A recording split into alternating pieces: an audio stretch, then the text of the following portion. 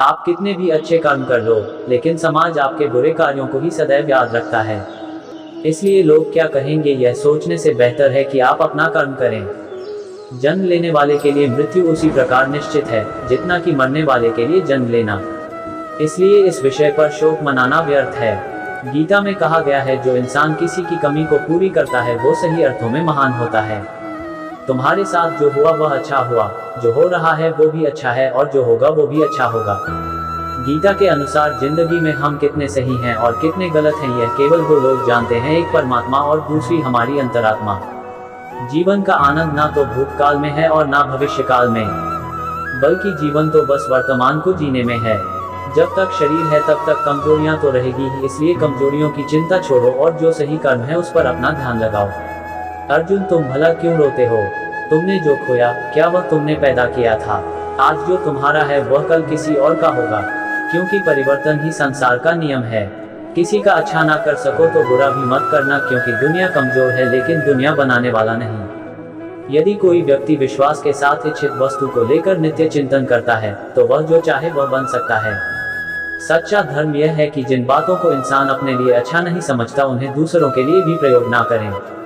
कोई भी व्यक्ति अपने विश्वास से बनता है, वह जैसा विश्वास करता है उसी अनुरूप बन जाता है। मन अशांत है और उसे नियंत्रित करना कठिन है, लेकिन अभ्यास से इसे वश में किया जा सकता है। मेरे लिए समस्त प्राणी समान हैं, ना तो कोई मुझे अत्यधिक प्रिय है और ना ही कम, लेकिन जो मेरी भक्ति पूरे मन से करते हैं मैं सदैव आवश्यकता पड़ने पर उनके काम आता हूँ। मन की शांति से बढ़कर इस संसार में कोई भी संपत्ति नहीं है। जो मनुष्य फल की इच्छा का त्याग करके केवल कर्म पर ध्यान देता है वह अवश्य ही जीवन में सफल होता है। कोई भी इंसान जन्म से नहीं बल्कि अपने कर्मों से महान बनता है। अपना, पराया, छोटा, बड़ा इत्यादि को भूलकर यह जानो कि यह सब तुम्हारा है और तुम प्रति एक के हो। बिना फल की कामना ही सच्चा कर्म है। ईश्वर चरण में हो समर्पण वही केवल धर्म है। जो व्यक्ति क्रोध करता है उसके मन में भ्रम पैदा होता है, जिससे उसका बौद्धिक तर्क नष्ट हो जाता है और तभी व्यक्ति का धीरे धीरे पतन होने लगता है। गीता में लिखा है, जब इंसान की जरूरत बदल जाती है तब इंसान के बात करने का तरीका बदल जाता है। इस संपूर्ण संसार में कीर्ति मृत्यु से भी अधिक खराब होती है। सदैव संदेह करने वाले व्यक्ति के लिए प्रसन्नता ना इस लोक में है ना ही कहीं और। जीवन में सफलता का ताला दो चाबियों से खुलता है, एक कठिन परिश्रम और दूसरा दृढ़ संकल्प। जो मन को नियंत्रित नहीं करते उनके लिए वह शत्रु के समान कार्य करता है। कठिन परिश्रम से बचने के लिए व्यक्ति को भाग्य और ईश्वर की इच्छा जैसे बहानों के बजाय चुनौतियों का सामना करना चाहिए। गीता में कहा गया है, कोई भी अपने कर्म से भाग नहीं सकता, कर्म का फल तो भुगतना ही पड़ता है।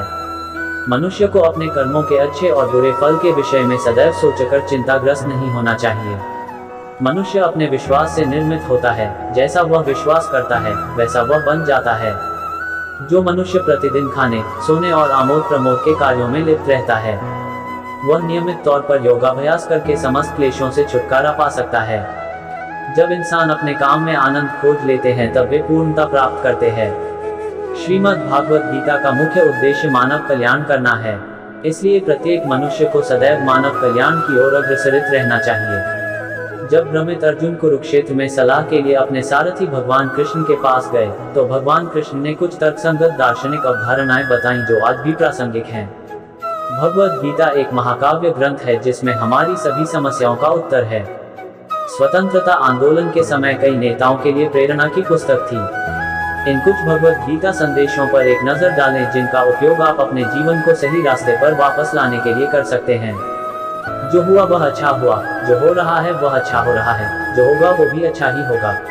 माफ करना और शांत रहना सीखिए, ऐसी ताकत बन जाओगे कि पहाड़ भी रास्ता देंगे। व्यक्ति को अपनी इंद्रियों को वश में रखने के लिए बुद्धि और मन को नियंत्रित रखना होगा। जो होने वाला है वो होकर ही रहता है और जो नहीं होने वाला वह कभी नहीं होता। ऐसा निश्चय जिनकी बुद्धि में होता है उन्हें चिंता कभी नहीं सताती है। किसी भी व्यक्ति को ना तो समय से पहले और ना ही भाग्य से अधिक कुछ मिलता है, लेकिन उसे सदैव पाने के लिए प्रयत्नशील रहना चाहिए। गीता के अनमोल वचन, गीता सार के अनमोल वचन। इंसान हमेशा अपने भाग्य को कोसता है, यह जानते हुए भी कि भाग्य से भी ऊंचा उसका कर्म है जिसके स्वयं के हाथों में है। व्यक्ति को आत्मज्ञान के माध्यम से संदेह रूपी अज्ञानता को समाप्त करना चाहिए। मैं उन्हें ज्ञान देता हूँ जो सदा मुझसे जुड़े रहते हैं और जो मुझसे प्रेम करते हैं। सत्य कभी दावा नहीं करता कि मैं सत्य हूँ, लेकिन झूठ हमेशा दावा करता है कि सिर्फ मैं ही सत्य हूँ। परिवर्तन संसार का नियम है। समय के साथ संसार में हर चीज परिवर्तन के नियम का पालन करती है। हालांकि मैं भूत, भविष्य और वर्तमान काल के तीनों जीवों को जानता हूँ, लेकिन मुझे वास्तव में कोई नहीं जानता है। संयम, सदाचार, स्नेह और सेवा, ये गुण सत्संग के बिना नहीं आते। मनुष्य जिस रूप में ईश्वर को याद करता है, ईश्वर भी उसे उसी रूप में दर्शन देते हैं। अपने कर्तव्य का पालन करना ही प्रकृति द्वारा निर्धारित किया हुआ हो, वह कोई पास नहीं है।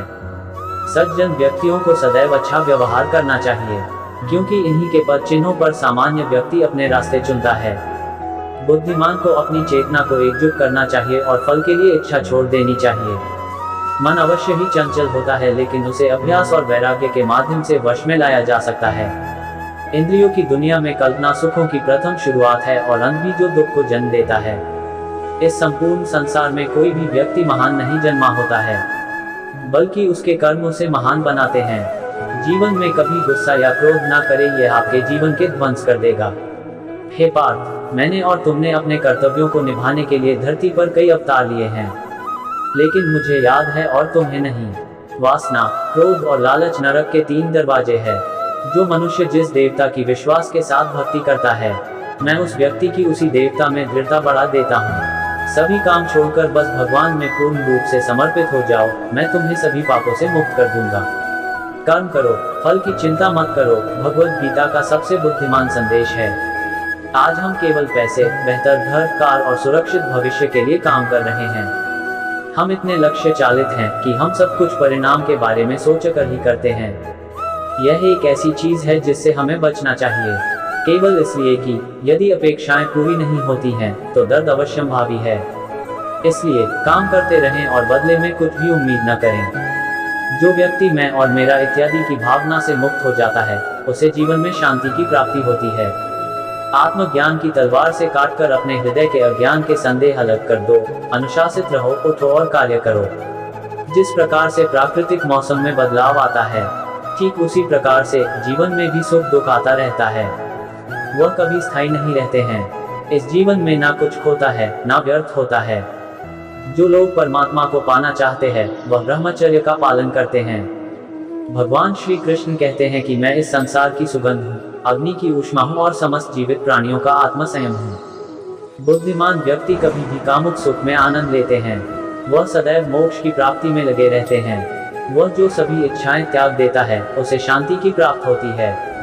संपूर्ण संसार में जब अधर्म और पाप बढ़ता है, तो मैं धर्म की पुनः स्थापना के लिए धरती पर अवतार लेता हूँ। जैसे अंधेरे में प्रकाश की ज्योति जगमगाती है, ठीक उसी प्रकार से सत्य की चमक भी कभी फीकी नहीं पड़ती। इसलिए व्यक्ति को सदैव सत्य बोलना चाहिए। मैं सभी प्राणियों के हृदय में विद्यमान हूँ। जो व्यक्ति मृत्यु के दौरान मेरा नाम लेता है, वह सदैव मेरे ही धाम को प्राप्त होता है। इसमें कोई शक नहीं है। ऐसा कुछ भी नहीं, चेतन या अचेतन, जो मेरे बिना अस्तित्व में रह सकता हो। परिवर्तन ही इस संपूर्ण संसार का नियम है। इसलिए व्यक्ति को कभी अपने वर्तमान पर घमंड नहीं करना चाहिए। जिसने जन्म लिया है उसकी मृत्यु निश्चित है और मृत्यु के पश्चात पुनर्जन्म भी निश्चित है। मनुष्य का संपूर्ण शरीर 5 तत्वों से मिलकर बना है: अग्नि, जल, वायु, आकाश और पृथ्वी। और अंत में उसके शरीर को इन्हीं 5 तत्वों में ही विलीन हो जाना है। व्यक्ति को अपने आप को सदैव ईश्वर को समर्पित कर देना चाहिए, तभी वह दुखों, चिंता और परेशानियों से मुक्त रह सकता है। प्रत्येक बुद्धिमान व्यक्ति को क्रोध और लोभ त्याग देना चाहिए, क्योंकि इससे आत्मा का पतन होता है। तुम बिना किसी कारण के चिंता करते हो और बेवजह ही घबराते हो। तुम तो आत्मा हो, जिसे ना तो कोई मार सकता है और ना ही जला सकता है। यही जीवन की सच्चाई है, जिसे प्रत्येक व्यक्ति को जानना चाहिए। न तो यह शरीर तुम्हारा है और न ही तुम इस शरीर के मालिक हो। यह शरीर 5 तत्वों से बना है: आग, जल, वायु, पृथ्वी और आकाश। एक दिन यह शरीर इन्हीं 5 तत्वों में विलीन हो जाएगा। जय श्री कृष्णा। इस वीडियो बस इतना ही, फिर मिलते हैं नई वीडियो के साथ। धन्यवाद।